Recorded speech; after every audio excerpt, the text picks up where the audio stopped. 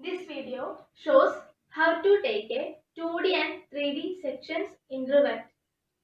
We all know that the purpose of section is to convey the information to the builders that are not visible in elevations, such as the way that wall meet the floors, floor to floor dimensions, etc.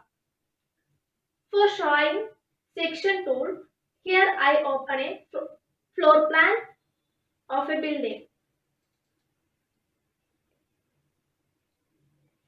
The 2D section tool is on the View toolbar.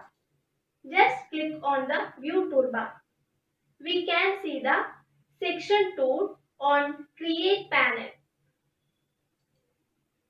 Then draw the section line where you want to take the section. The dotted lines indicates the view range of the section. We can adjust the view range like this.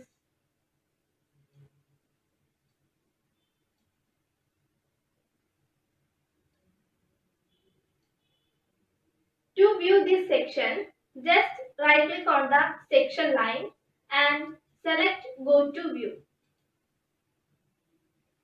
Now you can see that 2D section. The section already recorded in Project Browser under Building section. Here it is named as Section 1. Next we go to learn how to take a 3D section in Revit. For that we move to 3D view.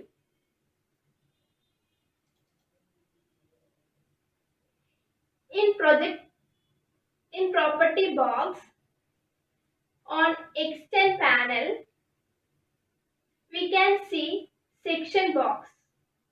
Put a tick on the checkbox.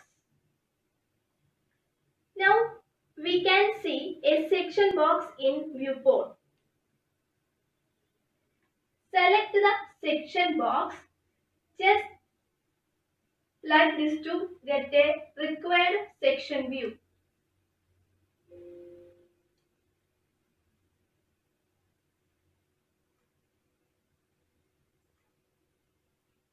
Thank you for watching this video.